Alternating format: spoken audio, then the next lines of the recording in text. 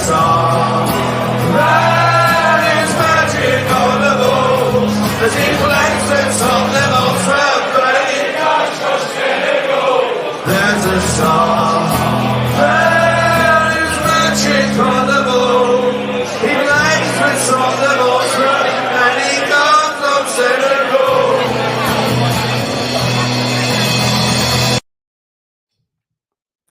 There you go, the wonderful Timmy Winstone's in the house. That's what that means. Hello and welcome to the Last Word on Spurs. We are your award-winning Tottenham Hotspur podcast, and we return to your screens ahead of Spurs, returning in action, of course, for Galatasaray on Thursday in our next Europa League adventure. If you're with us for the first time, you can find us on iTunes. We're on Spotify. We're across all major audio platforms. We're, of course, on X. We're on Instagram. We're on Facebook too. And we've got returning, fabulous, brilliant, returning guests to Last Word on Spurs. You heard there the words, the singing notes. Timmy Winstone's in the house. There's a Sar man with him. Tim, lovely to be back on Last Word on Spurs. How are you, my man? I'm absolutely amazing, mate. So, I'm pretty much like every Spurs fan after last week. What a turnaround. And Mr. Sarman is up on my wall in the back there. He's been absolutely incredible recently. So I thought I'd give him a bit of credit there with the first song. So, yeah, really good, mate. Really looking forward to the show. Looking forward to the game tomorrow. Well, don't know about going to hell that they called going to Galatasaray as enjoyable. But, no, things are great at the moment. So, really, really good, mate. Listen, mate, lovely to have you back here. And look, we're going to spice things up, right? We've got a Greek in the dugout. We've now got a fellow Greek on the show here. God, it's going to get spicy. Christina Zandes returns to the panel. Chris, lovely to have you back on Last Word on Spurs. I know it's been a while. I know you keep saying it's been a while. How are you? Lovely to be back on. You'll be busy with us over Christmas and November and December. Lovely to be back. How are you? Yeah, it's really good. It's actually been quite nice to have a little break from chatting about Tottenham because we've had a few ups and downs, I'm sure. But you have to put me on this one for some reason. What are you trying to say? What? Has to be this team, right? Just interesting, very interesting. But yeah, I'm looking forward to it. Bless you, Chris. Love to see you back on. I'm making up our panel. Enthusiastic, entrepreneurial, breaking it down tactically, week in, week out. My man Ash over at the Spurs Kings. Ash, love to see you back on Last One on Spurs. How are you? What an intro. Yes, I am blessed. I'm good. And I'm happy to see you guys, man. I'm very thankful that you've invited me back onto the show. Oh, bless you. And yeah, man, let's do all things Spurs. Let's get into it. We're all Spurs fans. Let's break it down, man. Well, you know what, Ash, I'm going to start with you because I think it's fair to say that me and you, we've needed, I think fair to say maybe convincing, 1 billion% to jump on, ride that Ange train, as Lee McQueen would call it, get on the crazy train, as he would say. And look, it's been a really good, 5 days for Spurs where in the space of them, they dumped Man City out of the Carabao Cup and then thrashed out of Aston Villa by 4-1. And, overall, when you look at Spurs in general now in comparison to last season, which I explained on the previous show we had, they've conceded 12 less goals in the same respective fixtures last season and scored 2 more. It's crazy to think that we actually are 10 points off our total points at this stage of the previous campaign, which doesn't really do justice in terms of how much better we look as a team. And bar, as I think I've mentioned previously on this show, bar the 20-minute period against Brighton and, of course, that bad performance against Palace as well. I mean, Spurs, to be fair to them, have shown real vast improvement under Ange this season. I think that typifies the fact when you look at the overall, stats out there, this one in particular, Spurs, 27 points won from losing positions. In the words of Ange Postecoglou, they never, ever stop. And how happy are you to be a Spurs fan at the moment? And tell me, like I say, we've not really had an opportunity like this, I think, in the last few days to really, I think, form this real amazing connection now between fans, manager, where it does feel like now everybody is really starting to believe in this project. I know a lot of Aussies will tell me, we told you from the start to believe. Some of us need more convincing than others. Ash, where are you on this Ange journey? Yeah, I mean, like I said to you behind stage, I love the idea of Ange Ball. And it's whether you look at the underlying stats as an indicator to say, are we moving in the right direction? And I would say, I'd say we are moving in the right direction, as you've just shown in some of those clips, that most goals from open play. I think we had most shots or second most shots in the league as well, in terms of like pressures and balls being won in the attacking third.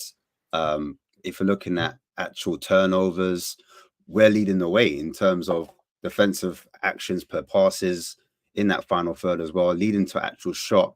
it's either we're joint second or we're joint first with Man City. So the stats, as I said before, it's whether you want to read into that and say, look, I think maybe it's starting to bear fruit. There's improvement from last season as well. We're conceding less, as you already mentioned and highlighted.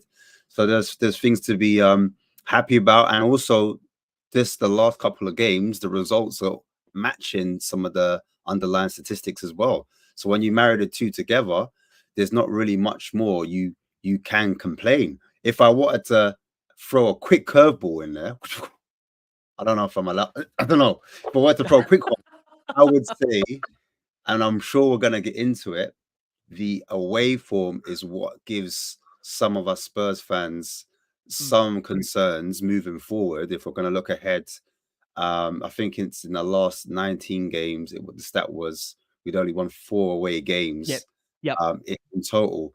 And so the home form isn't an issue anymore. We're actually quite a dominant team. And I think McGinn actually said that, you know, him as a footballer playing at the Tottenham Hotspur Stadium, he says quite intimidated by the noise. So it sounds like we're creating a cauldron, we're creating a fortress at the stadium, which is a good thing. That's something we can look forward to. But it's just whether we can translate that particular form at home into the away occasion. And that's where some Spurs fans are a bit like, can I be happy yet? Or shall I just sit back and wait? Because you know how it was against Manchester United. We're like, yeah, we're there, we're back. And then the next result was it's just about, I think, as you say, Ash, it's trying to find that consistency, right? I mean, I think the sign of any good team, this is where I agree with you, Ash. I think for me, the barometer of a really good side, I think, is when you can iron out that away form. And I think we've made this point in previous shows. I'll let you come back on this. That I think in Poch's second season at Spurs, I think we really shaved a number of the goals we conceded, and the away form drastically improved in the kind of second half of that second season. So I suppose, like you say there, Ash, the key will be to measure the progress of this side. Can we improve away? Is that where you're at the moment, Ash? There's no doubt home form is great. We've recovered the most points since he's been in charge. It's just addressing that away form. Yeah, it's addressing that away form. And it's like some people have said, is it a mentality issue that we have? Is it a leadership combined issue with that? Because we've got quite a few young players in the squad, but at the same time, there's quite a few senior players. If you look at it, if you look at Bentancur and Bissouma, they're both 27, 28. Mikey Moore, obviously, you've got Lancashire, he's not quite in the squad, but you've also got Bergvall, Archie Gray. They're quite young, but they're not as prevalent in the actual first team squad. I'm sure we're going to get onto Europa in a bit and look at the B team compared to the A team with the youngsters playing in. But I'm just thinking with Bentancur there, Vicario there, they're like 26, 27, 28. Do you know what I mean? There should be enough older heads. Even Maddison, he's old enough as well to be a leader. He's a part of that leadership group. He's one of the assistant coaches vice captain, sorry.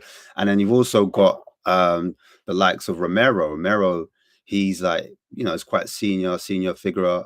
He's not a baby. He's not an 18-year-old or 20-year-old. He's quite mature. And so you'd like to think in our away games, these players should be able to step up and make the difference. But maybe, I don't know, if it's not a leadership quality, maybe Ange has to figure out a different way of playing away from home compared to the way we do play at home. Or maybe he figured it out when we played Palace, because with Palace, we had Kulusevski and Maddison as the 2 attacking eights. And then we could see that the balance wasn't quite there.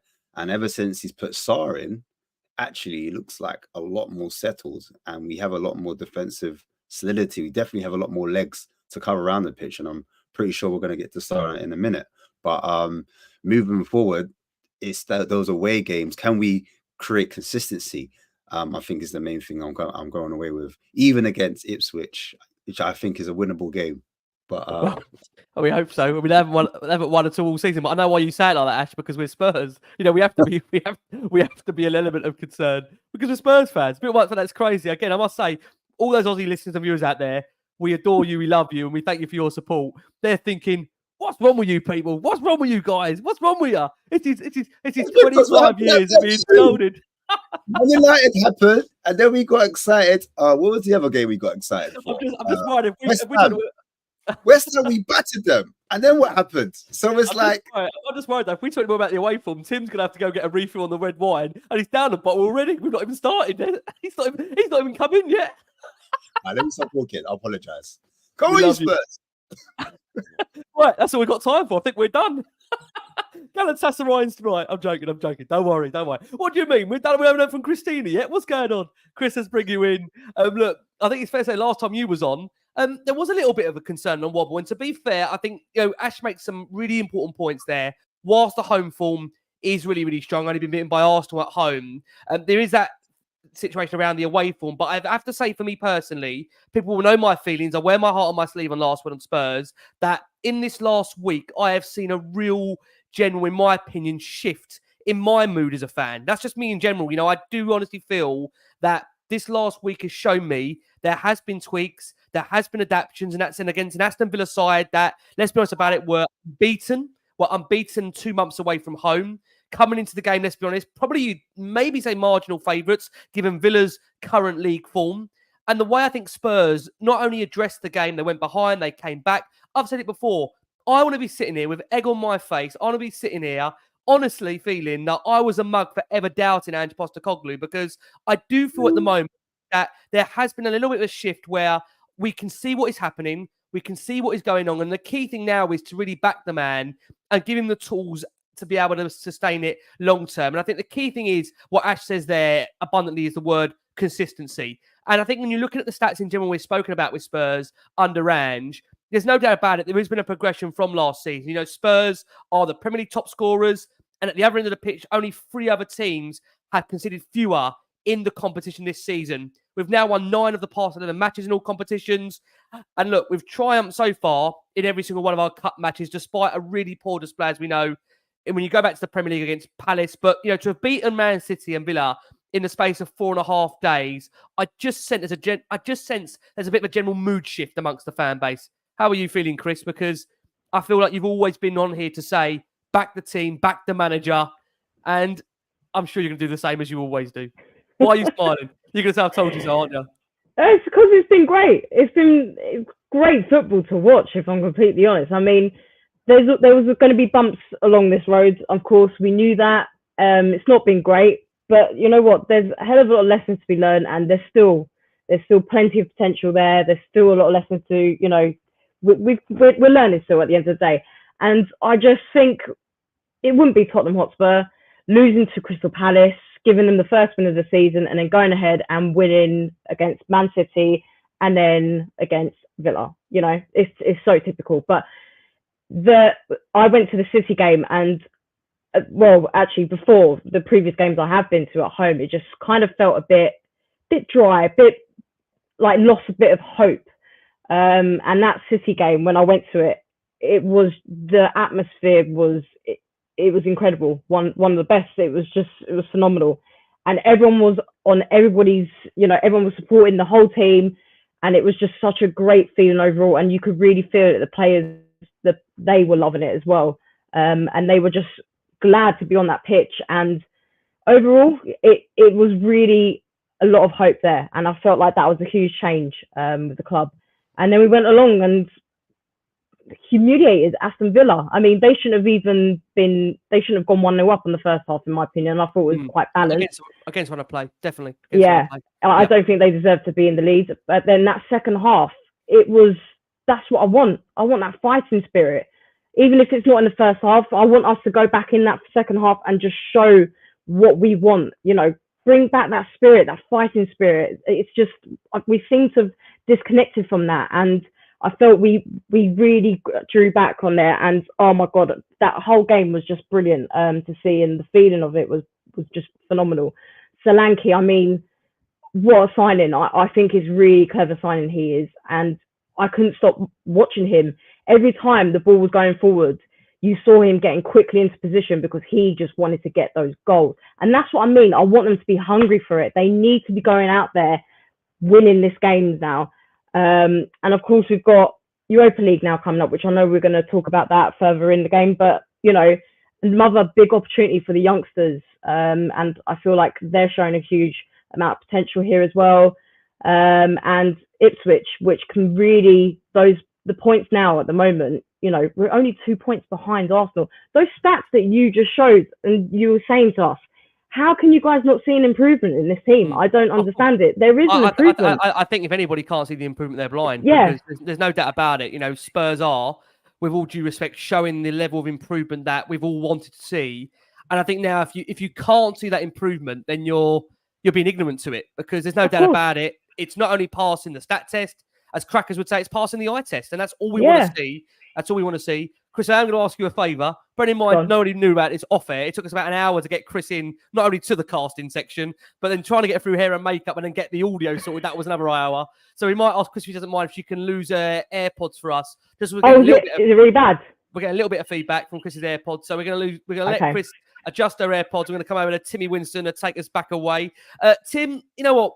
I mentioned there to Chris about the overall form and where we are under Ange. And you know what? I mean, the team has showed genuine character and belief, even when they do concede, and what's been represented. You know, we've scored 32 goals across 15 matches in all competitions. So we're unlikely to be kept at bay. And I think on Sunday that equaled the Premier League record for, as we said, home wins collected first in a single year from going from behind in what was, you know, our 8th comeback in total. You know, Spurs have claimed 24 points at home from losing positions in 2024. That is 10 more than the second place team in that stat, Manchester City. I mean, you know, we make these points, Tim, about general progress and improvement. I know you've been that one that said a number of times on this show, have to trust the process. You know, you can't just rip it up after 12, 15, 18 months. You're going to have to give somebody relative time to come in and get it to work. So, Tim, how pleased are you by the team's form they're showing? And do you agree with Ash? It's just a case of trying to iron out that away form? Yeah, I mean, Ash just took the words out of my mouth. So the away form is really concerning. It's taken me back to years ago. I think before Harry, we were just awful away from home. We had that soft underbelly that everyone talks about. And it does feel like, I'm not saying it's come back, but I just think when the chips are down away, and I personally, I do think it comes down to leaders. So Ash mentioned a lot of players there. Even a Romero, it doesn't seem that player's going to galvanise the team away from home. You look at Brighton when we're under the cosh, you 2-1, you know, they can consider a ridiculous goal after half time. You're just sort of thinking they need someone to get the guys together and just sort of like, for the next 10 minutes dig in. I know that's not the Ange way, so I do actually agree with what Ash was saying about maybe changing. If we're winning so many games at home and our home form's so good, you can kind of afford to draw a few games away, you know, because it's hard. The Premier League is so hard, no matter what team you go to, especially like a Brighton away. Even I know Palace hadn't won a game all season, so we were Dr. Tottenham, as I stupidly tweeted, and it ended up coming true. So that is concerning, but yeah, I mean, overall at home, God, I remember watching so many games last year. Because it's a standard Tottenham thing. You know, you go 1-0 down, we're just going to go 1-0 down. You know it, but as long as we get a goal around about half time or just after half time, I've got every confidence we're going to go on and win. The difference this season is that's happened twice now, and we've beaten West Ham. We've battered West Ham second half, and we've battered Aston Villa. So that is a big change up for me. And again, the previous form against top 6 teams, not good. We know that. In the last week, we've beaten one of the best team in the world, and we've beaten Villa. They're just absolutely flying. So, you know, that kind of monkeys off our back a little bit, at least for the short period. And I think, I was texting you on the Man City game. I know Haaland was out and all that, but they still have a bloody good team. Of course. And I just, as soon as it got to 47 minutes, I was like, if this gets 2-0 at half time, there's no way we don't win this game. Yeah. And then it's the standard. I guess we'll come on to a doggy, but again, it's getting done again down that wing. Cross comes in. Marking was absolutely dreadful. Our Sunday league team, I've never seen marking like that before. I don't know what was going on. And you just know, in my heart, I just know City going to win this 3 or 4-2. They're just going to come at us. And to be fair, they stood strong, you know. They did. Just to get over the line on that, because I think everyone, even in the stadium, you could hear atmosphere just so flat, because everyone kind of thinks what they know is coming, because we're just used to it. And that's just a big win. And I'm not saying that set up the win on Sunday, but I just think that's a massive. I mean, you could just, even towards the end, Basuma off the line. What Vakari was doing, I have no idea. But just I don't know. It's just great. And again, just to actually get over the line. I know we don't want a trophy, but to get over the line against City when you're 2-1 up and you just concede at half time, because that's a hard thing to do mentally, to go back out there and not be disappointed by it. And so I'm really, really positive at the moment. I've always been a massive fan of Ange, because having done 6 gigs under Conte, you just sat there. Obviously, you want to win, because when we play at the stadium, the second set is like a morgue if we lose, for obvious reasons. But we just scraped a load of horrible wins, and even then you're sort of like, I can't really get up for this, because it's just horrible. It's just stinking out the place with an horrible win. I remember Wolves at home, second game of season, Harry Kane scores a couple of seasons ago now under Conte, and they battered us at home. You know, what's going on? And it's not like that anymore. Everything's changed. So yeah. I would absolutely take every. Maybe not the Brighton thing, that was hard to take, but the Palace game where it was it seems that when we don't play well, we're just awful, and there's nothing that can bring us back, right? Yeah. But when we're on it, we're great. It's just this away form. If we'd improved our away form and not, got the points we deserved at Newcastle, played well. Leicester, I mean, that's just ridiculous. Newcastle, I mean, like you say, Newcastle. I mean, that game really, again, we should be outside. We should be top 2, if not top 3. It's and that's for me is actually encouraging, because it's not like we're not creating chances and we're not like threatening. It's just a case of whether it's silly mistakes at the back. We should be in a higher league position, like you said about the points lost, than we are, but. I just think, I don't know, you take out the odd anomaly. I think we're just an anomaly team. When it's going to go bad, it's going to go really bad. And then, the home form is just incredible, really. So I'm really, really happy, mate, with how things are going, particularly Solanke. We'll probably come on to it. What a player, massive price tag. Everyone, no matter if you're a Solanke fan or not, everyone doubted that signing. And even though it's not scoring, you can just see, proper football fans can see what he's doing up there and what we've been missing. Especially last season, with Harry Kane going, just having a player to hold the ball up, defensive headers. I mean, he's so good. He's so strong at the top. It's brilliant. So, I'm really, really happy. Obviously, hopefully, I guess we're going to play a change team tomorrow. I know we'll come on to that later. But, playing Ipswich at home on Sunday, I mean, my Tottenham hat's off, because not even I think we're going to screw that up, which probably means we now lose 1-0. But I just think that's the time to really drill it home now. Yeah, I think you make a good point there on the team, which I will do. I'm going to try and bring Ash in if I can, just on the team itself at the moment. This is what I think is really, really key, is that, you made that point about the Man City performance and result and the way we played there. There's that narrative going around, Ash, that on relation to the team City fielded, Spurs put out an experienced side, a side that had much more years on City. But when you actually compare the difference in the average age starting lineups, Spurs' average age was actually 24.8 compared to the visitors' 26. So Spurs, to be fair, they had a younger team out there. There's plenty of chasing to do. I think the key thing is that the squad, as we've mentioned, as you've said at home, there a real genuine buy-in, which I don't question if there's genuine buy-ins away, but I agree with you. It's about trying to find a way in which we can go away from home and get results. Spurs won back the ball 11 times in the final third, while Villa could not even manage it a single time during the whole of the encounter. And Spurs' passing around, it was, I believe, combined at 110.5 kilometres to Villa's 104.4. That was despite the fact of playing a midweek game. I mean, that does show us, Ash, that this team is capable of playing back-to-back, royal high-intensity games, real difficult games. That anyone said to you in terms of who would you not want to face back-to-back, I can assure you, Man City and Villa will be up there, because Villa are a side that are fighting in around the Champions League places. City are going for the league. So I think this last week has shown us this team has the capability of doing it. It is just, actually, as you said, consistency. That is key, isn't it, in this league? Consistency. It's a case of, like, if we said to someone that was a skeptic before, you're going to play, as you said before, with City and Villa, you expect us to at least lose one of those games. But the fact that we've come on and won both games shows a real togetherness in the squad, a real, I'd say, continuity in the way that we play, in terms of not having our full strength, because that was a big thing, not having certain players in their right positions, or not having our full strength to go out. Son, I think, was missing against Man City, and then he came in against for Aston Villa. But it just shows that when one of our top mainstays isn't there, there's still no excuses. We still get the job done, and it was a really good victory against Man City. And the narrative was that we have to dominate the ball to win the games.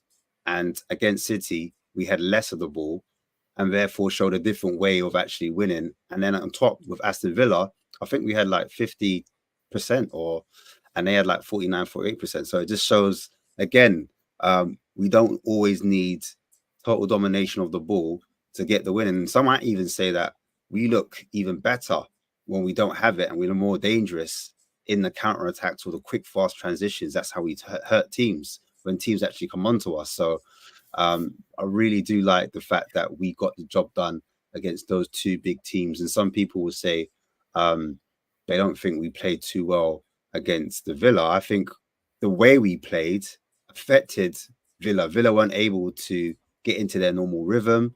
They tried to give us the dark arts, but guess what? It kind of backfired. Do you know what I mean? It gave us more time, more energy to recover. There was times when we were pressing them and they didn't have a way out because their midfield, they couldn't cope with our press. They had to go along with their keeper because we were so frantic in the way we were dominating the final third in terms of trying to win that ball back. So yeah, man, there's loads of positives just looking at that. And hopefully, as I said before, the players can kind of use that into other games and we can kick on. Yeah, listen, let's hope so. I mean, because like I say, for Spurs at the moment, in terms of the form, we are going into this Galatasaray game on very, very good form. And I think the key thing now will be is what changes are Spurs going to make for the game, because there are some 100% that do understand, given the nature of how important that Ipswich game is at the weekend, that Spurs have put themselves in a position now due to their previous Europa League games where there may be an argument they would be able to heavily rotate and go with a more weakened side in relation to the Galatasaray game. But again, just about into context, we've got a Galatasaray preview coming for our listeners on audio. And I think the key thing is that, you know, Galatasaray have been in fairly decent form. So I think you have to put that into account that whilst, look, I think many would agree, it'd be good to see maybe a rotated 11.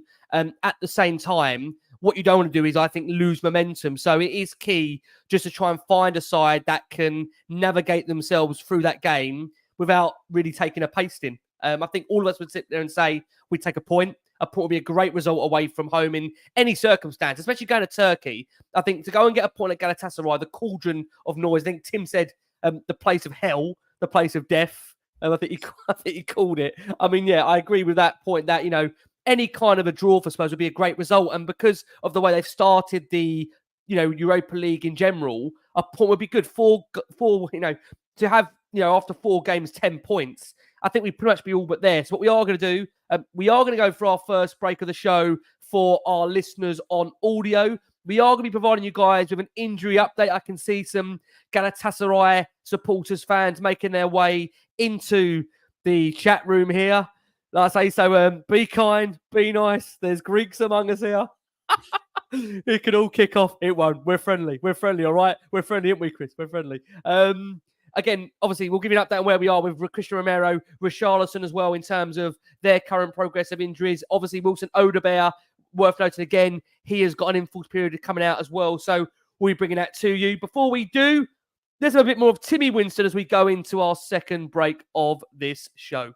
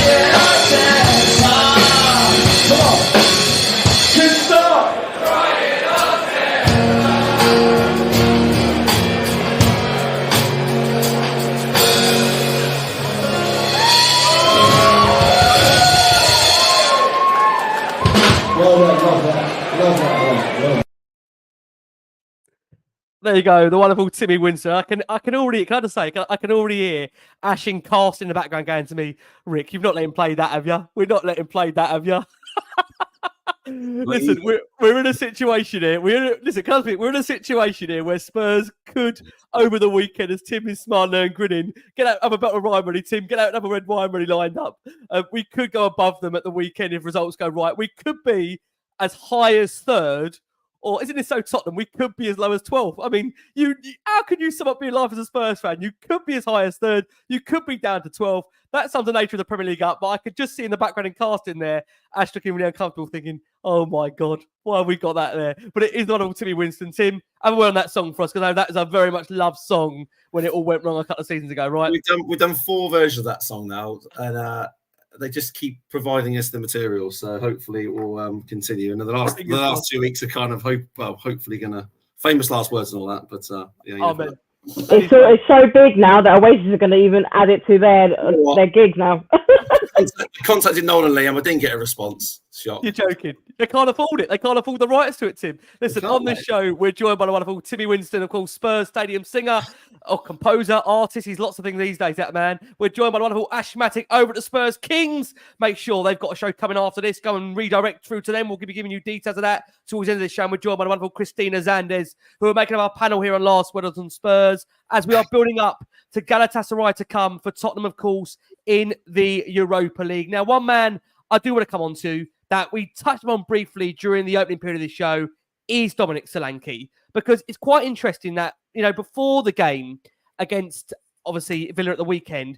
there felt from some murmurings of the fan base a narrative building that, and I couldn't quite understand why, that he's not got enough goals so far, he's not contributing enough. And I've got to be honest with you, I felt completely the opposite in terms of Dominic so far. I feel that he's been absolutely integral to the way Spurs want to play. I feel like all the way Spurs want to play their football goes through Dom. So I have to be honest that even had he not scored in the Villa game, I would not have been concerned whatsoever about Solanke in a Spurs shirt, because for me personally, from what I'm seeing, everything is going through Dominic Solanke. We're at a point now, to come over to you, Chris, that I think he's already had 7 goal involvements in his last 10 matches. And like I've said, I just have been so impressed by the way he has handled the nature of coming into a club where, again, you're paid 65 million on a price tag. He's got to cope with that. It's not easy. What have you made of his time so far in a Spurs shirt? Chris, you the same as me, that you're a little bit baffled by the murmurings before the game about any concern of him? Is my mic okay, by the way? Can you guys hear me all right? Is it still bad? It's exactly the same. A crack on. I think let's get you talking on this one, and then let's lose the AirPods after this. All right, fine. God's sake, I'll try and speak loud. Is that better if I speak louder? I'm becoming like Jason. I've become such a diva on this show. Look at me directing people. Lose the AirPods. Get them out. But hang on. Do you know what? Let me quickly do it now. I'll quickly do it now. No, fuck it. I'm just going to sit. Okay. Right. So, Dominic Solanke. Professional over here. Fuck it. Carry on. Panic. So, Dominic Solanke, yeah. Honestly, I feel he's been incredible. I'm really been impressed with him. I said it before. I couldn't stop watching him during the Villa game. The way he just rushes and gets into position is just amazing. We've missed something. We've missed somebody who's got, like I don't want to say Harry Kane, but who basically is there to finish it off, finish the job, and he was doing that for that Villa game. And even when he's not scoring, to me, he's putting pressure on the other side, and I think he's a hard worker on the pitch. And you really do tell when he's not playing, I believe. And even with the United game, the away game, I thought he was incredible on that one as well. I'm really impressed by him. And to me, he's just going to get better and better. And more now with the goals, the confidence is going to come in.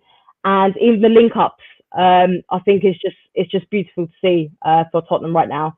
So I'm really impressed with him. And I'm hoping Spurs fans are seeing it now. Personally as well, Richarlison fans, I do think Dominic now needs to have the number 9 shirt, in my personal opinion. I love City. I do love City. Fuck this, because someone just wrote City there. I do love Richarlison, don't get me wrong. I have supported him. However, it's just not working, guys. For me, it's just not working. I can't be dealing with these injuries now as well. We need someone who's consistent. The way you said it was like you go, it's not you, it's me. It's not you, it's me. I felt that as well. Chris, The way she was looking at the camera, it's not you, it's me. I've got the problem. It's not you. Like a breakup that I don't want to. You know, I'm scared because I don't want to upset them. That is actually how I feel. But we've now found someone that is better. That is it. And I feel like he can be consistent now and avoid those injuries. I mean, now I've said that, I don't want to jinx it, whatever. But I'm sorry. I feel like Dominic Solanke now needs to have the number 9 shirt. So she's a City fan. Listen, I do apologize. Being a Spurs fan, you would be a part-time City fan as well, wouldn't you, if you had the chance? I mean, I didn't want us to lose that game. I never said that on this pod. Never. But no, apologies. I did read someone say City, and that's why it made me read it out loud. So yeah, So I've been really, really impressed with him, and yeah, I'm sure you guys agree. He's such a hard worker on the pitch, and absolutely, yeah. I'm really happy with it because there was such a bit, 65 million we got him for. A lot of people were a bit, like unsure about it, but how many times are we going to go through this situation where we buy a player and everyone starts, putting them down, with how much they are? Brennan Johnson, for example. Yep. I mean, I think he's just the start right now. I think he's going to be absolutely fantastic. I can't support that boy enough, and I'm so happy for him right now. The tap-ins, as long as he can get those goals, that's his job at the end of the day. Everyone's saying easy tap-ins, we're lucky. It's his job. I just want someone to finish it, to get those goals in, because we are desperate. That's what it's all about. It's all about crosses. Of course. It's exactly what it's about. So yeah. And the link, like I said, the link ups as well. I'm loving Brennan with Son as well. The passes in the Villa game, that Son assist was absolutely fantastic and remarkable. It was just great. I mean, now we've got the Europa. I just feel like with this game as well, I wanted to mention, I'm sure there's going to be heavy rotation for sure. I don't think that it's going to be quite like Villa, but this is the beauty of it, guys. The fact that we have won these games, 3 games now, which is quite impressive for us. It is. That's the beauty of it. I don't want to say for us to relax and take a step back, because at the end of the day we need to keep that momentum up. We need to keep that mentality of we want to win, keep going. So I don't want to be saying take a step back. I just want a damn good performance on the pitch. That's what I want. And you can use those youngsters, use the youngsters. Maybe I feel like we need to have our leaders on there. I think Son needs to start, because I think it's important to help with those youngsters, because this is quite a scary place, I think, to go to. It's going to be a hell of a lot of pressure. So I think, the rotation is going to be really important as well. But, just put a damn good performance in. I'm sure everyone here would be happy with a draw, but just keep that momentum up, because we've got a big game it's going to be a big game. Ipswich, we need to win. Yeah, we need to win it. And these are the chances that we need to take. We can't, not to be down on Ipswich, but these are the games that we should be winning, and we need to get those 3 points 100%. Yeah. We've now got in that position now, and I don't want to panic. You're right, Chris. You're right. We've put ourselves in a position again of where we could really have a good weekend to come with an international break around the corner. And I mean, the thing is, I think we've seen this before with Spurs, that with an international break around the corner, we don't necessarily get a good result. So it'd be lovely to go in to an international break in a real dominant position, to put ourselves in a position in the table which represents that we are really firmly looking up and not worried about what's behind us. I think that is a really important point. I just want to mention on tonight, if I can, Tim, come over to you. He's the first player, you've got to go back to Rafael van der Vaart, actually, to score 4 goals in his first 8 Premier League appearances for Spurs, 2010. There's no doubt about it, is there, Tim, that this guy, it is 100% started to click under Ange Postecoglou at Tottenham. And I've been really surprised. Again, maybe it's the price tag. I was really surprised by even hearing some of the murmurs that there was concern about him, because I've got to be honest with you, I think he's been really pivotal to the way Ange wants to play. You look at those pressing stats that have been out there. He presses more than any other player in the Premier League. Gives Tottenham another option. He drags players away. He brings others into play. I mean, have you also been baffled, Tim, by... absolutely. I mean, the people that need credit on this, I just think football's about like your philosophy and what you want. You got to fit the players to the system, right? So, Yep. Ange, and if you listen to a lot of Ali Gold, and I listen to everyone, I love the guy to bits, right? And I know he's a friend of the show and comes on the show. So Ange, every time I said, no, I wanted Solanke. Yeah, Ivan Toney, murmurings of all that, right? And it just proves the point because he fits the system perfectly. So if we play a different way, he might not be the right guy, but he is the right guy for our system. It's absolutely evident. His work off the ball, he's a workhorse. Ange is a big thing about team players and personality, and not having like a big cheese in the sort of like dressing room. He's not that, is he? He's absolutely humble as it comes. He got his just. Like I agree with Chris. Had he not scored on against Villa, anyone that knows football has just been watching him play, and he's just doing so much work off the ball. Yep. He's just fixed the system perfectly. It's what we've been missing. And what I would say is that you got to say it's either good scouting or it's Ange knowing what he wants, because there weren't loads of people willing to pay 65 million for Solanke, were there? There weren't like people knocking on the door at Bournemouth going, we've got to get this player, because he's just the right player for the right system and it's working perfectly. And even now with Brennan Johnson, it's a big price tag to come. He's a young lad and he's just starting to. His second season, I think he kind of got thrown in at the deep end because of all the injuries we had last year. I don't think Ange would have played him as much as he did. Yep. Had he had the choice, because it just, our post-Chelsea match, that absolute disaster, which we'll always get back to at some point. No, he bloody won't. It's a nightmare, isn't it? But he's literally now fulfilling the potential. So you just got to look at it. I mean, there's two big signings. What's that? 110 million odd on two players that no one else was. I mean, Brennan maybe, because there's a lot of people in for him, but not Solanke. I just think he's finding the right player for the right system, and the right personality. Because he obviously, he gives a shit. This guy is like trying his hardest every single game. Totally and God forbid, touch wood, if he goes down, it's good. We're going to miss him big time because with Harry Kane leaving last year, that was just that massive gap up front, wasn't there? I agree with Chris. Richie could have been that guy, but he's just not fit. It just seems like a perfect analogy to my relationship that's just broken down, which is why I'm now in my new house. It's not working. Get out. I kind of agree with that to some extent. It's just one of those things where I don't know. I did hear a lot of people saying about Richie on the left. Obviously, he put that great cross in for Solanke's third goal. But it's just if a player can't stay fit, I feel really sorry for him. It just seems like his Tottenham career's never got going.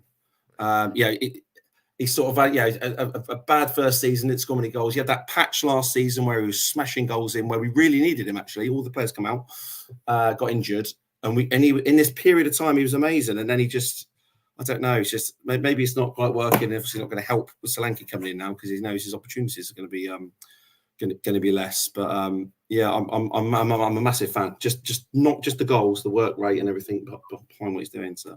Yeah, I mean, just on this point, Tim, it's interesting you bring this up. Look, let's bring you up. Let's bring everybody up with a conclusive update on where we are on the injury front. Now, Spurs could have up to 5 players missing for Thursday's clash against Galatasaray in the Europa League. Now, of course, look, we've had an update in relation to Christian Romero from Gaston Adul. Very popular, very respectable, knowledgeable. I think you'd say aggregator account on X, which is focused really on Argentinian players. Now, many will remember or see, of course, at the weekend, Romero went for a tackle, which really, it didn't actually need to make Christian Romero. I mean, it was a bit of a needless tackle to make, which resulted in him being forced off during the 4-1 win against Aston Villa. Now, we understand Spurs are going to assess the defender if they haven't done already, but it is being reported in Argentina that he has suffered ligament injuries to his toe, and there was said to be a concern that he had a bone injury, which would have ruled him out for longer. However, that said, he is likely to be absent for a week to 10 days, meaning he will miss the clash against Galatasaray and will likely miss the Premier League clash with Ipswich Town as well at the weekend. It means Spurs will be without their first choice centre-back pairing, of course, of Romero and Mickey van der Ven. Now, on Mickey, as we know, that one obviously has been a hamstring strain for Mickey, and he's due to return after the international break. Now, again, another player we picked up an injury we've discussed already on this show is Richarlison.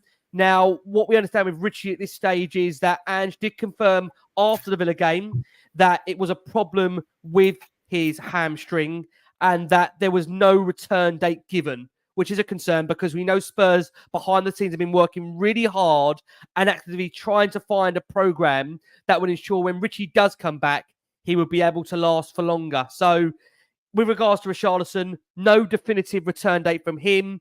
Wilson Odebear, I think we touched upon this on our last show.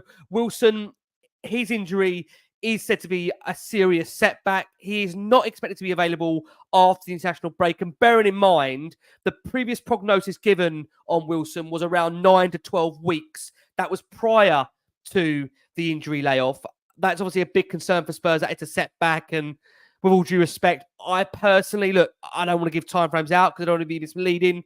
I don't think you're going to see this player probably until after the new year on Wilson, which is a big, big shame because it was hopeful that he'd come in and really make an impact. So Spurs are in a position going into this next set of fixtures where you're likely going to have to see Ben Davies and Radu Dragusin team up at centre-half and probably play the next two games, unless you are going to rest one of them with a view to, of course, Ipswich in mind on the weekend. So you're asking a lot in terms of two players that haven't played a greater deal of football to come in and really get a run of games. I mean, on Dragusin's point, I think we've made this point quite often that we want to see Radu have a number of games because, to be fair, his agent more than him has complained about maybe the lack of game time. So it's a real big week for Dragusin. He gets the opportunity to play, 3 times in a week, which is great for him.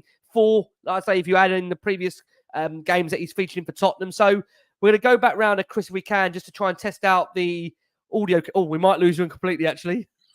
We'll try and go around to Chris. We'll go around to Ash and then we'll try and bring Chris back in.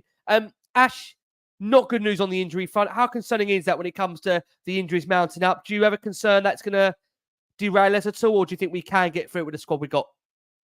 In terms of the game ahead in Galatasaray, I'm not too concerned, only because when Romero did come off and he was playing alongside Dragusin was actually on the left-hand side, and I felt that actually he's better on the right, and he played as a right centre-back alongside Ben Davies when he came on.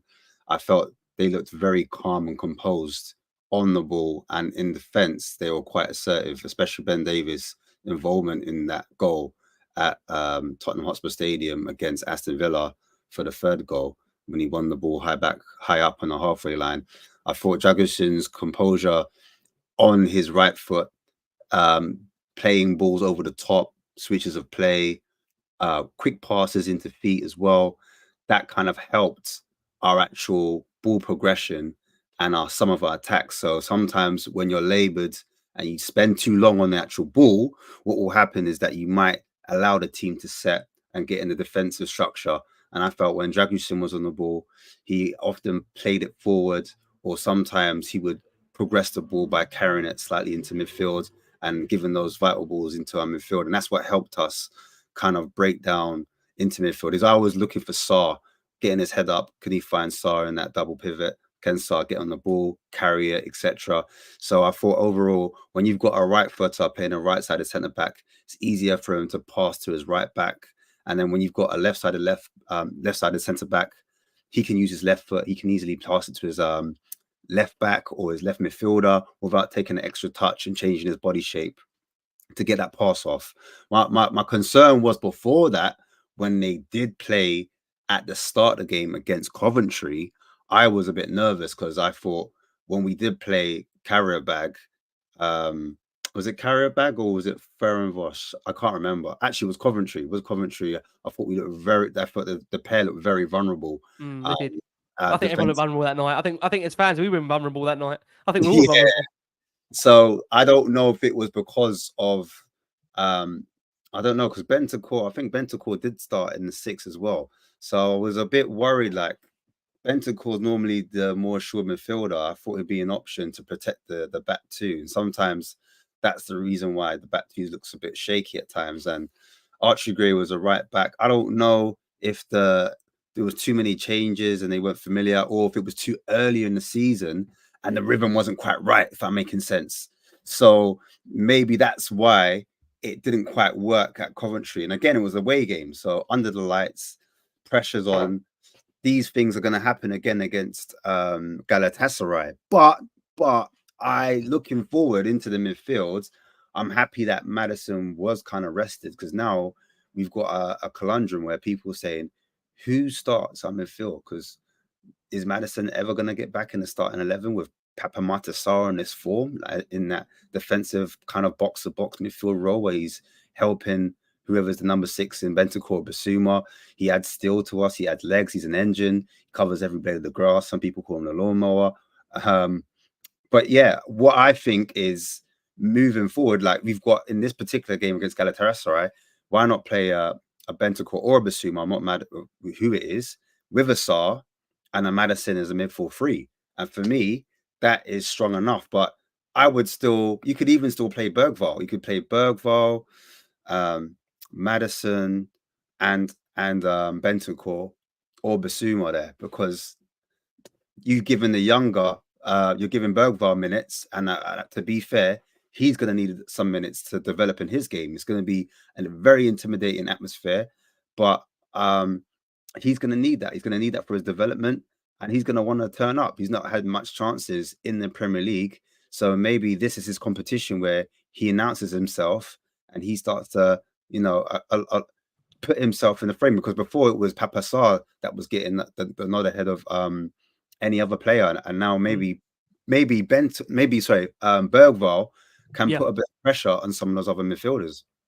Yeah, I mean, you make some really important points there. You know what, Tim, just to come around to you, just on Sarr in general, you know, he won possession in midfield 9 times against Villa, and that's actually the most of any player in the top flight this season. To go further on that, Spurs have just lost once when Sarr starts, the reverse 2-1 to Newcastle, when Sarr was actually withdrawn at half-time. I mean, he has had another step up, I think, in terms of his development this season. You know, when you think about it, Postecoglou has only been starting him in only 3 Premier League matches in the opening 10 rounds of the competition. You know, he's bedded Sarr back in slowly. I think you have to put into account that he played more than 2,000 minutes of football last season under Ange. And, you know, when you look in general, I think he's had 3 goals, he's had 3 assists from last season, 35 appearances, and he's nearly matched that already just in his opening 15 games with 3 goals and 2 assists. I mean, is quietly, I say, Tim, going behind the scenes here, Sarr showing us what he's capable of, because I think he's going to end up, in my opinion, becoming one of the first midfield names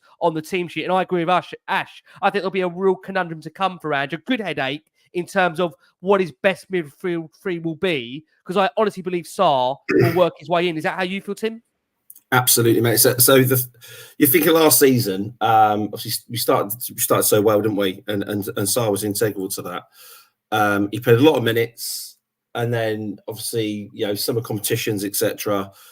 So yeah, it's just his energy is amazing. It's just absolutely amazing. And the way we play, the bit that really frustrates me with Spurs, and I'm going to pick out Romero here. Ball goes to Romero. It's very slow. It's very laboured. But when Sarr gets on the ball, it just speeds everything up for me. And he can score some great goals. You know, the goal the other week, bottom corner, I just think he's great. And he's young, he's dynamic. And obviously Ange loves him. I mean, he absolutely loves him. I think it's been a planned thing. I think he's been trying to sort of phase him back in. And absolutely agrees. He's sort of one of the first names on the team sheet now. I just coming back to the Galatasaray thing. So even look at the injuries. Yeah, if we were 2 seasons ago, even last season, I mean, we have got players that come in now. So this is another injury crisis, isn't it, from where we are? And if you were in an injury crisis with your top 2 centre halves out, you probably would take Galatasaray away when we've won the first 3 games and Ipswich at home, if we're being honest. And then into an international break. For the first time ever, I'm actually happy there's an international break, because it's been doing my head in every time these things come around for every 2 weeks. So I just think we're in a good position. Hopefully we get those guys back. But I love him to bits. I think he's great. You know, he plays some great balls through. It's just his energy. His energy just seems to drive the team along. When things are a bit laboured, especially against a low block. Yep. And in those games where we just turn over ball, he's the first man on it. He's just got his gangly legs. He's just amazing. I love him to bits. Yeah. Well, people keep laughing because I keep talking about his legs. I'm a married man, as you guys all know. But he has got fabulous legs, and those legs don't come to an end. And I have to make this point. I'm laughing because I said to Chris, take the headphones out. She's been gone for about half hour. He's back. Have you got to Greece, Chris? What's going on? Can you hear me now? Yeah, it's clear. I think she's gone to Galatasaray for the preview at this rate. What a Honestly, nightmare. I'm so sorry, guys. What an absolute nightmare. I'm gonna have to buy like a proper mic because I I think mean, my the crazy laptop's thing is gone. now, Don't worry about it. It's fine now. I mean, the crazy thing is the clearest you've been all night in terms of audio and picture, and we've sent us a Galatasaray and back. So Oh fantastic. my god! Well, Chris, yeah, it was a great game, guys. I'm really happy we won Europa. So... we've got to won it and come back from Bilbao already. Fantastic. Chris, let me ask you about Sarr. I know he's been one of your favourite Oh. Spurs players in terms of what that guy brings to the team. I mean, that energy, Chris, we were just discussing it as you were coming back in there. Do you now feel that we're in a situation where he will end up being, as I said to the boys there, probably one of the first name on Andy's midfield team sheet? Because I know, we've been debating a lot about where James Maddison is going to figure in this team generally when it comes to a first team spot. But with Sarr's performances, Chris, and the way he's inserting himself on the game now, is it now becoming harder and harder to really leave him out in terms of starting games because he's having a real influence and an impact every time he's on the pitch in a Spurs shirt? When I see, oh my god, Sarr, when a player's on a high like that, you can't stop them from playing. You've got to continue it. And he's had a few ups and downs, I do think, but right at this moment, he's hit peak. And oh my god, he was phenomenal at that Villa game. I mean, those long legs of his, it's just, I mean, you can't beat it. There was no way there was that ball was going past with those legs. Honestly, it's just incredible. We're going to suffer a ban at them. Keeps talking about this guy's bloody legs. I mean, God. But that, it's when you're a footballer and midfielder, you want to defend, you've got to have long legs like that, of course. Yep. Look at Mickey, I honestly, I think Sarr, being man of the match, wasn't he? It was just, for me, he was absolutely incredible.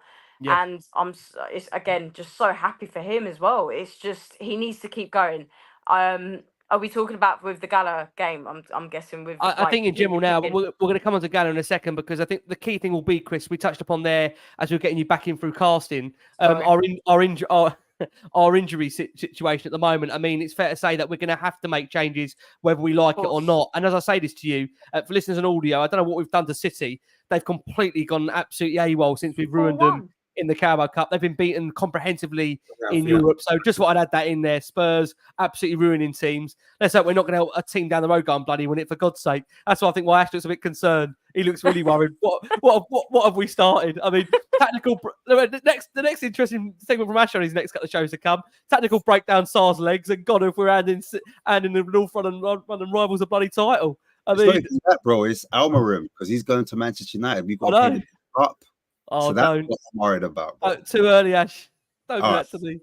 Don't do that to me yet. Do you know what makes me laugh? Is we had an injury crisis this time last year as well. Literally the same time. Yeah, we did. But we didn't have the replacements we got now, so it's all good. Yeah. I think that's a really important point that you mentioned, Tim, because I think the key thing is now that drop-off we saw last season isn't as substantial when it feels this season. I think we have to say that, when you look at the squad in general now, it definitely feels in terms of Europe, the way Ange's manoeuvred his squad so far, he's navigated it really well. I mean, bar that game against Coventry where, quite frankly, I don't think the players even knew where they were in that game. It was the most bizarre team where no one quite knew what was going on. I mean, Ange was on the touchline. I think he didn't even know what he was doing that night either. It was one of the most bizarre nights, but we got through. And, I think, again, we'll come on to Gala in a second because we are going to have to make changes, but I think it'll be really interesting, Ash. I mean, we touched on it there about the conundrum Ange will have in terms of that midfield. Do you think, Ash, that's going to eventually play out where he will get to know I wouldn't say there's a best team, but he'll get to know what his maybe favoured midfield are in terms of the Premier League, Ash? Because Maddison, for example, can't get into that 11 at the moment, which I don't think is a bad thing. He comes on, he makes an impact. I think that is key. As long as these players are still making an impact when they're not starting, that's the most important thing, Ash, right? I just like the fact that there was one point where we had a few managers in and some players were undroppable. And with Ange, I feel like players now know that it doesn't matter if you're the captain, Son got taken off. Doesn't matter if you're the vice captain, Maddison got taken off. Doesn't matter if you're Romero. Do you know what I'm saying? So for me, players need to be on their A game, and it's just showing a bit more competitiveness within the squad. And that's what I need to see moving forward, especially in if we're going to go into the window. I think it starts in a month's time or so. We need players that are going to compete and get the best out of that starting 11. So if they do not perform at whatever level, whether it be in the cups, against, you know, top 6 rivals or even just any Premier League opposition, they know they can either get hooked off at half time, or, you know, they're going to look and point the finger in their chest like Son did. Who, me? It can't be me. You guys are crazy. What? And then, you know, all of a sudden he gets hooked off. So I want it to be like that. And then yeah, I want us to be able to be competitive moving forward. But looking at Galatasaray, because this is a Galatasaray preview, I'm looking at some of their danger men, and some of our centre backs have got to deal with the aerial threat of, Mourinho said it, Osimhen. Don't know if I've said it right, but yeah, Osimhen, for me in the air, he's a killer. He's someone to really. I don't know if they're going to start him, by the way, because they could start Icardi, who isn't bad himself. I remember. No, they've got some good players there. He's been training. I know he's been training away from the squad at the start of the week, Osimhen, but you wouldn't be surprised actually he's fit because it's against Premier League opposition. He'll want to prove a point, right? These guys are on the stage now where it's Europe. They're going to want to play these games, Ash, right? This is it. There's a player I was looking at, funny enough, and he plays as a like 10/8. Has played as a 6, but not like a destroyer 6, more like a deep playmaker. And his name is Sarah. He used to play for Norwich. Unbelievable player, and he's one to watch. Really good on the ball, good link play as well. First touch excellent, can carry the ball, dribble, drop a shoulder, quite flary. He's Brazilian. But yeah, he's someone I'm looking at thinking he could cause us trouble. Let me know in the comments, guys, that are Galatasaray fans, about Sarah. Let me know if you agree. But also they've got hard-working pressers in I think it's Yilmaz. I think I saw him for Turkey against Netherlands. He had a stand-up performance when he was pressing the hell out of Van Dijk. So I just think on the transition, the counter-attack, we need to be privy to that, because Galatasaray will break with numbers and be quite a threat for whatever team we do display and put out. So as much as we can talk about Spurs, there's a few players I'm looking at, and even Davinson Sanchez. That's the ironic one. I know you guys want to talk about that. You're right. They rave about him, Ash. They're raving about him. About him. He apparently has been lethal in those set pieces. Like, he's been dangerous in the air. So I could see that happening. You know, a corner. Oh my god! Right, get my car out there. Put Fraser Forster in. We need someone to command that box. I'm being real. We do. At least we've got Dragushin there. He's quite good with his head. Yes. We've got steady Ben, you know. Yes. Yeah. Reliable, you know. He's quite bold. I know a lot of people aren't fans of him, but he's just. I think you know what? You know what, the remarkable thing about that actually is, Ash, this is a really key point that I wanted to bring into the show. We're going to hear, for our listeners on audio, from a Galatasaray journalist very, very shortly to come for our listeners on audio. But actually, remarkably, this is the 5th time that Davis and Dragushin have already played. Well, they are going to be playing together if they haven't already, because Ange has made that point where when he's made the rotations, he's actually wired that in a way in which players that have been, you'd say, on the fringes or not predominantly featuring regularly on the Premier League, they have been getting game time. You might argue, the only thing I would say is that it's not the 5th time in a row that Davis and Dragushin are respectively playing at centre-half, but it will be the 5th time in which they'll be playing together, which I think is a really crucial element about when we said earlier, Ash, about the Coventry game, where, I mean, that game there, it just felt like nobody really knew anybody and they hadn't played together for the first time.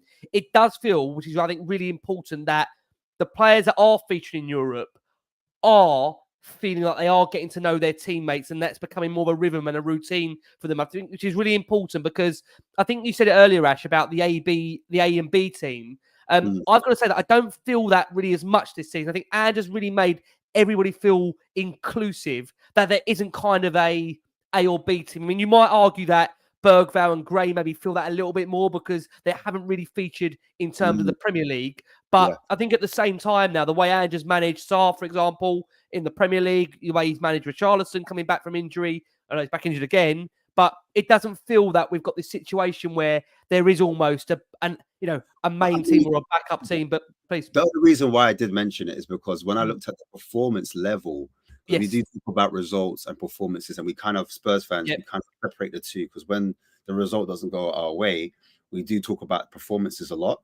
especially away from home. So when I looked at the carrier bag game at home when they arrived late and they had to walk all the way up the highway, they basically had big chances, and I was like, "Raw, you know what? It's a bit mad." I was a bit nervous. I thought a better team would punish us. Do you know what I mean? And so for me, performance level did drop down a little piece, if that makes sense. And then if I look at possibly the AZ game, even the AZ game, obviously we got the penalty, but then again, I wasn't ultra. This is me personally. I don't know about everyone else, and I don't want to put my standards on any other Spurs fans. But when I watched the game, I just felt like the level dropped off a little bit against AZ. That's fair. I mean, there are a lot of chances. You can't deny. Yeah. And then was it Ferencvaros? Ferencvaros, yeah. Ferencvaros, I apologize. That's fine. I mean, I was calling Ferrero Rocher for the preview show, so I won't worry about it. Can I just say about carrier bags? Can we just call them Aldi or something like that? Because that's the best name I've ever heard. I can't believe, Tim, after I've made the effort to go and find out Ferencvaros, you're turning around saying to me, can we call carrier bag Aldi? I mean, what the bloody am I working here for? What am I working on here? Carry on, Ash, for us. Yeah, move back to Ferro. Like when we went away from home again, I felt that performance level, especially in the first half, was very spooky. Like we looked very non-existent, in my opinion. I don't know. I don't want to put my expectations on you guys again, but I would say there's a drop-off between that team that was in the Premier League and that team that went away, because I felt, again, if they had better quality finishers, they might have done us. Do you know what I mean? And this is the first time when I'm looking at Galatasaray. Actually, Arcadi used to play for Inter Milan. He's a bit of a problem. I'm looking at Osimhen. Everybody knows that he was linked to Chelsea, and he was like, holy Moses from going there.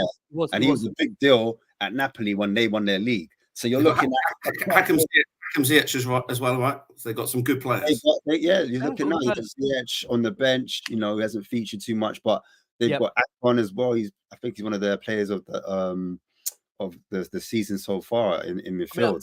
I was less worried before I started talking. No, I just look. Welcome to hell is real. Like, you know, like we've seen other teams go there, and the atmosphere is one thing, but I'm actually looking player for player now, and I'm like, you know what? They've actually got a few players that could cause us trouble. Do you know what I mean? Mertens. I remember Mertens. Good little player. Yes. Was it that's he used to play for? Yeah. Cool. Good IQ as well, because that's one thing we don't mention. I felt like Spurs. I know we mentioned the away games very briefly, and for good reason. We want to keep the show positive. But just saying, like, when we played against Palace and we're playing out from the back, it looked a bit nervy, and I think it's two things: the patterns of play. We need to diversify that, because teams will realize, okay, this is how they play at the back. It goes to this player, there's that player, So sometimes we do need to mix it up when we're playing it out from the back. And then secondly, I feel like the football IQ, I say again, or the football geography, or the intelligence, the spatial awareness, knowing where to be, go one way, then go the other, especially when we're building at the back, sometimes is lacking when we're trying to play out. And that's why we get caught when teams press us and are ultra aggressive and more physical. And I think that is maybe one of the reasons why when Maddison used to drop in a 6 to come to play at the back, he's not as physical as a Sarr and a Kulu combo, or a Sarr and Bentancur, or Sarr and Basuma. And that's why probably Ange looked at it and said, I need to change something here to change the mechanics, if that makes sense. So I'm just looking at it like Galatasaray, if they do try to press us out the back, and we've got certain players in there, and I'm like, Maddison starts, for example, in that midfield, I have a question mark. Is he going to be the right profile for that position? Again, but we need to play him at some point. Do you know what I mean? Obviously, Bergvall will be in there. Is he going to be rattled? Do you know what I mean? Because sometimes I look at Bergvall, as good as he is, he looks, I call it raw. And what I mean needs by games. Actually, he needs games. That's what I'm saying. Yeah. That's what I mean. So he's not refined yet on this, you know, once pressed. How is he in a half turn? Is he able to escape that press? Is he press resistant? I know he is, but I'm saying in certain games when we're seeing it live in the flesh, he looks rattled sometimes. And I expect him to get better, as you said, as games go on, and he gets his rhythm up and he gets his chemistry with the players and familiarity where they are on the pitch. But that's all it is for me. Like just looking at it in isolation, just for that game for the Galatasaray. Yeah, I think it's really important. Chris, come over to you, and we'll go to Tim. When you look at Gala's form, actually, in relation to the Europa League, bringing this into play, they sit on 7 points in Europe with 2 wins and a draw from their opening 3 games. So it's not been too bad a start for them. They are placed 5th in the Europa League table. Again, take away what you will from it. It's an early Europa League table at this stage, going into match day 4. We've spoken already about there being a need to rotate. But you've also said for you, I think, which is really key, Chris, you don't want to see it where we're going from one extreme to another where it could really disrupt the momentum that we're on. And I agree with you. I think you want to go into that Ipswich game not getting absolutely battered during the week in Europe. I just don't think that really helps us. I think what Europe has enabled us to do this season, bar the Brighton game, is we've had momentum being built when we have gone into Europe and won games. So I just wonder, Chris, on this point, when you're saying that you want to see rotation, how heavy do you want to see us rotate? It's it's really difficult because it depends how the game goes at the end of the day. I mean, like with Ash was spot on there, by the way. It's really difficult with some of these youngsters because you actually forget a lot of them haven't even played Premier League as well to know like how the pressure is. You know, it's so competitive. It's ridiculous. And I feel like this game is just going to be another huge test for us. I do expect heavy rotation. I think we need to start with, leaders like Son. I don't expect him to be playing full game. But I think we need someone just to lead on the youngsters because I've got a feeling like we're going to the game's just going to be ending with, with all of them playing. I just think it's all going to depend how the game starts, I think. But it's like I said, I just don't want us to fall back because we've won those 3 games, which is great. It's fantastic that we've done that and we've got ourselves into this position. But now, because of those big wins that we have done now, don't lose that momentum. Do not lose that mentality where we want to fight and go in for the win, because we still need to continue that. It is very, very important. So that's the performance. I just want them to go out there and do their best. It doesn't matter what player it is. But of course we've got the injuries. It's going to have a bit of an effect on us, but we've got to find ways to deal with that. We've got the backup for it. We need to find where we can rotate and move the players around where it's suited best. I think Dragusin and Davis played great at the Villa game, and I think Davis needs a bit of credit as well because in the second half against City, Chris, as well. They played ever so well. It was great, really, really good. And Dragusin, that tackle that set the goal. Yes. Yeah, exactly. And I thought Dragusin played phenomenal during the Euros, and that's what really got me excited to see him play this season. And I think he's slowly, getting into the Premier League now. And it's even again with the players, it's really important for us to all have a good connection, a good bond. They put a great video up today, Tottenham, with Mikey Moore and Bergvard. It's great to see your players becoming friends. It's really important to the team. So that's why I feel this process, it is getting there. It's building and building. I've said it for plenty of times. There is going to be bumps, but it is getting there. We can clearly see that. We just need a bit more time with these players because they are young, but that, we've got the people, the role models there, and they can learn from that. And I think, I'm actually quite looking forward to seeing how this game goes out on Thursday. Christina, yeah. Who do you play up front for Galatasaray? Quick question. You can say Richarlison. Well, no, he's out injured well, he now. can't. Anyway, he's definitely out. Yeah. I'll play Solanke. And then play him again for Sunday. I think he's. Do you know what? That Will guy. Will he's solid as anything. Yeah, I agree with him.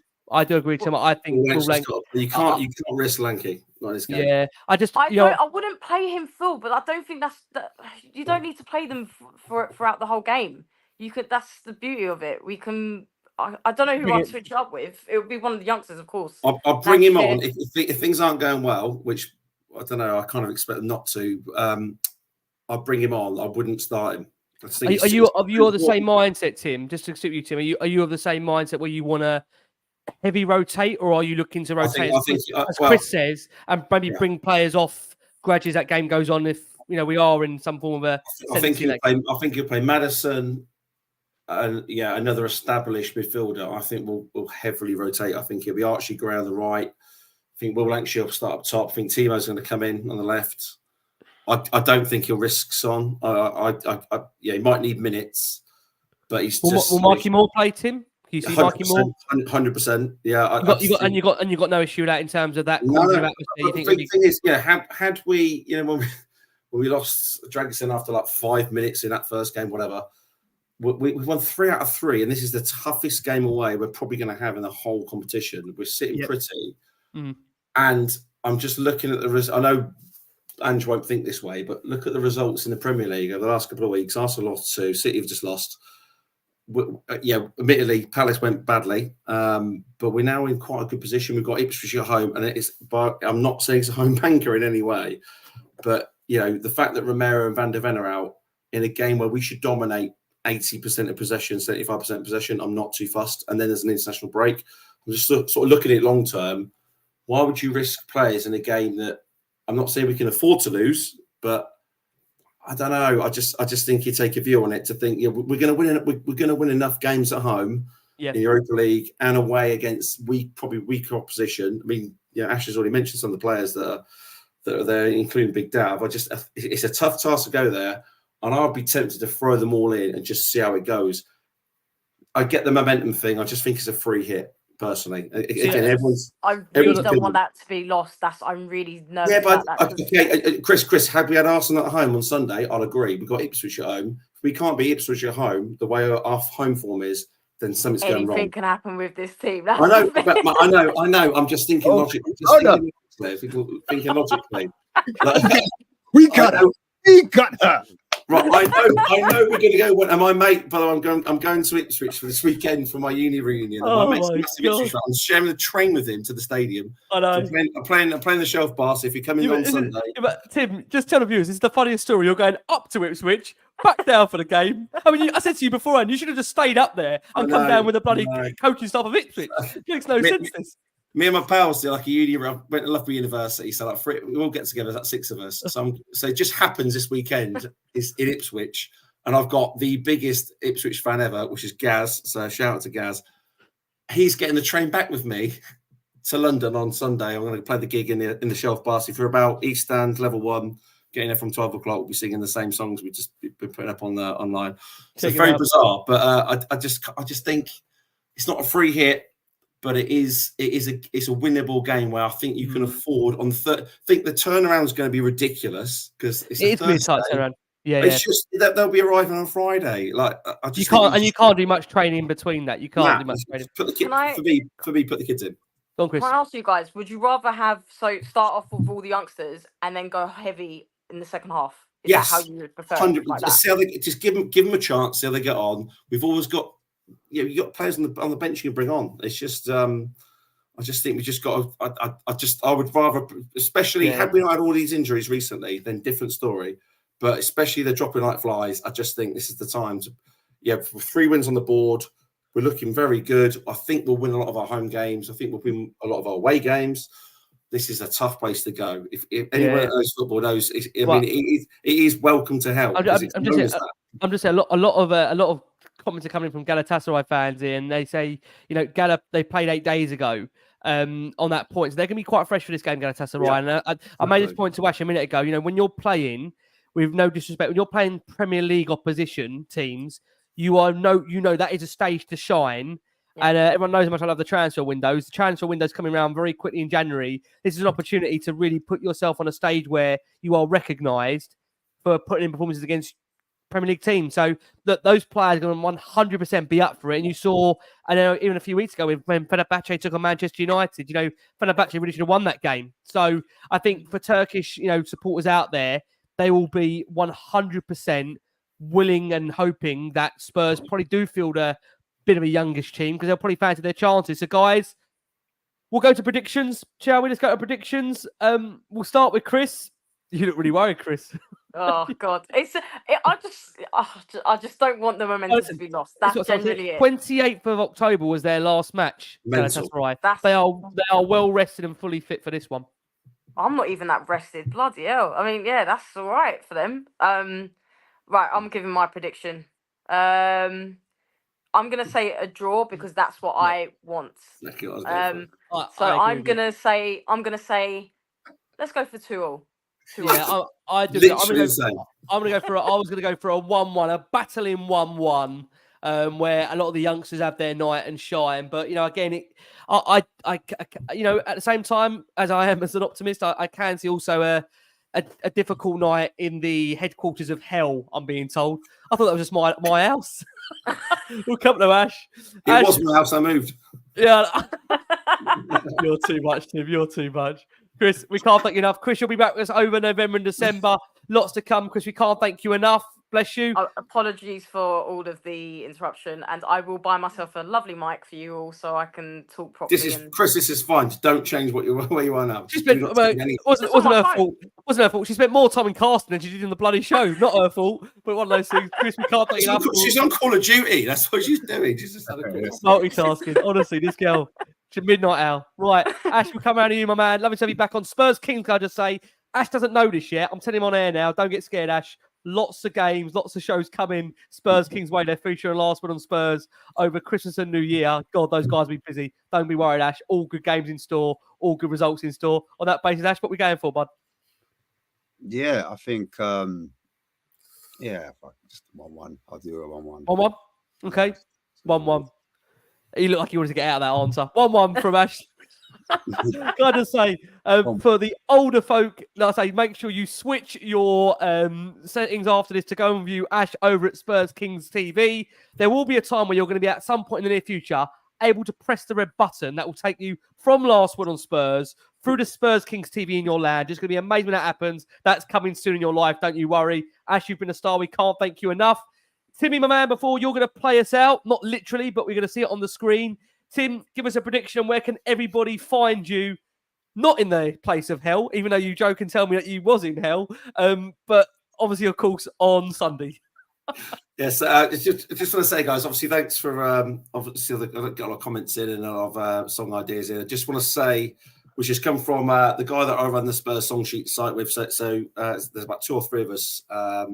Myself, Spurs Song Sheets, THFC Frags. This is a really positive thing for the club, actually. So we've been working with Return the Shelf, THFC Flags, Spurs Song Sheets. So we've managed to secure, working with the club, a 4,000, not 2, not 1, not 3, 4,000 singing section for all home cup games coming up.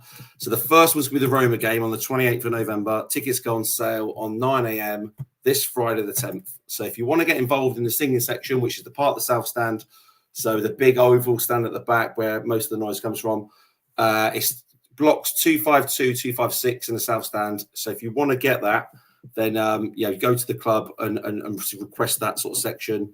At ROTS 1882, if you want more details. I just want to point that out because obviously it's important we get the atmosphere going. And these guys are working as hard as they can to try and improve the atmosphere in the ground.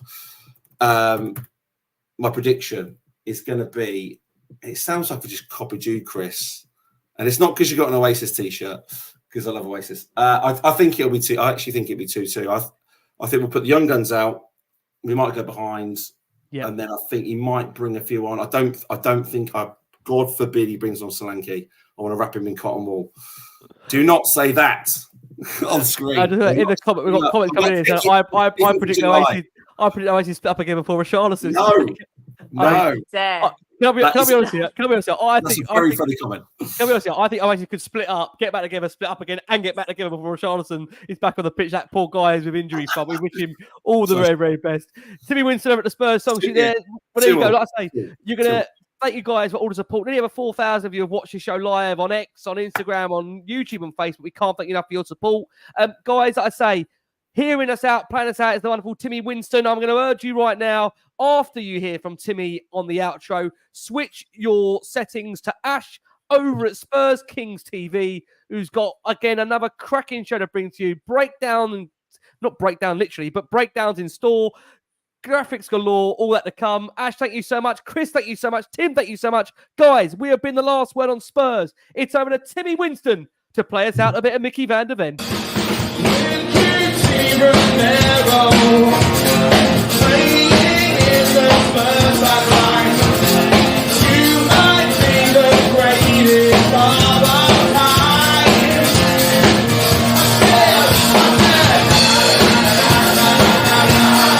Make me Van der Ven, make me Van der Ven.